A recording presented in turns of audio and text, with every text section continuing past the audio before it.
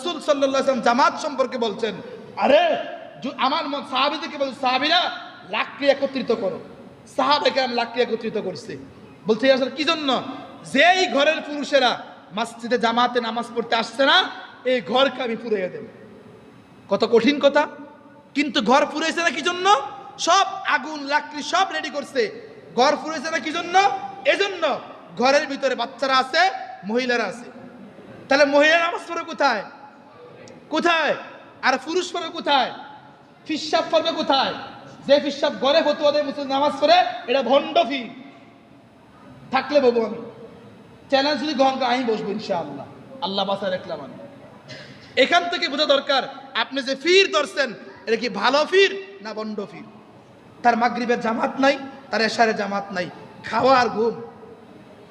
একটা পৃষ্ঠা কোরআন শরীফ পড়তে পারতো না, একটা পৃষ্ঠা হাদিস পড়তে পারতো না। ফির নামে দালালি। কোরআন সুন্নাহ ফির আছে, মুহাক্কিক মুদাক্কিক ভালো ফির। বন্ড ফির নাই। বন্ড ফির মানুষের ঈমান শেষ করে দিচ্ছে।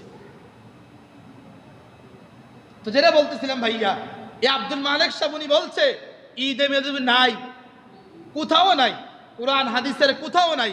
তারা লাফায়। থাকলে দেখাও। বুঝেন নাই? থাকলে কি তা? রাসূল বলছেন তারাকতু ফিকুম আমরাইন লান তাদিল্লু মা তামাসসাকতুম বিহিমা কিতাবাল্লাহি ওয়া সুন্নাত রাসূলি। রাসূল বলছে উম্মত, কিয়ামত পর্যন্ত যদি দুইটা বস্তুকে তোমরা গ্রহণ করো, করশিন কালো গুমরা হবে না। সাহাবীরা বলছে ইয়া রাসূলুল্লাহ, এই দুইটা বস্তু কি? নবীজি বলছে এক নম্বরে কোরআন, দুই নম্বরে সুন্নাহ। দুই নম্বরে কি বলেন?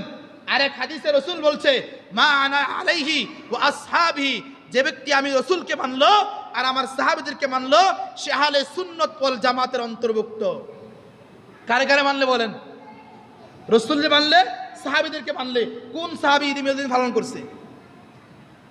কোন সাহাবী পালন করছে? দেখান আপনি। আপনি তো একটা দলিল দেন না, আপনি একটা পৃষ্ঠা তো পড়তে পারতেন না। বাংলাদেশের জাতীয় মসজিদের খতিব আব্দুল মালিক সাহেব, যার কিতাবাদি মদিনা ভার্সিটিতে পড়ায়, যার লিখিত কিতাব কোথায় পড়ায় বলেন? মদিনা ভার্সিটিতে পড়ায়, আল আজহার বিশ্ববিদ্যালয়ে পড়ায়। আমাদের বাংলাদেশের গর্ব। উনি আমাদের কুমিল্লার আলেম। কোন আলেম বলেন? কুমিল্লার আলেম। যার কিতাবগুলা পুরা পৃথিবীতে চলে, তারে আপনি বেদাতি ঘোষণা দিয়েছেন? ভুল বলছে, পারলে সামনে আয়। কোরআন দিয়ে কথা বলো, সুন্নাহ দিয়ে কথা বলো। আল্লাহ আমাদেরকে বুঝার মতো তৌফিক দান করুক। এই ঈদে মিলাদুন নবী কয় সাল থেকে শুরু হয়েছে বলেন? 1974 সালের পর থেকে শুরু হয়েছে। এটা বেদাতি কাজ, এটা গুমরাহি কাজ, স্পষ্ট উনি